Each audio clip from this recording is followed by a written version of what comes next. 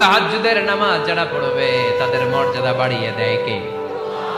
কারণ ওই মুহূর্তে আল্লাহ প্রথম আকাশে নেমে আসেন আর ডাকে, আলামিন মুস্তাগফিরিন আগফিরালা, কার ক্ষমা দরকার ক্ষমা চা, ক্ষমা করে দেব।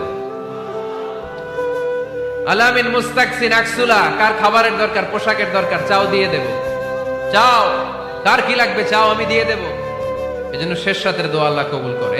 ঘুমে অলসে আমাদের রাত কেটে যায়, সেজদা দেওয়ার সময় নাই। কখন প্রভুর দরবারে হাজিরা দেব, কখন সেজদা দেব? আল্লাহর হাবিব সাল্লাল্লাহু আলাইহি ওয়াসাল্লাম বললেন, আকরাবু মা ইয়াকুনুল আবদু মির রাব্বিহি ওয়া হুয়া সাজিদ ফাকসিরু ফীহি দুআ। তোমরা যখন সেজদায় লুটিয়ে পড়ো তখন তোমরা আল্লাহর সবচাইতে কাছে চলে যাও। এজন্য ওই সময় বেশি বেশি আল্লাহর কাছে চেয়ে নাও। সুবহানাল্লাহ পড়েন। মনের যত আকুতি আছে, যত জ্বালা আছে, যত বেদনা, সেজদায় পড়ে আল্লাহরে বলার দরকার আছে না নাই? কারণ কেউ যেটা শোনে না, শোনে কে? পরীক্ষায় ভালো করতে চান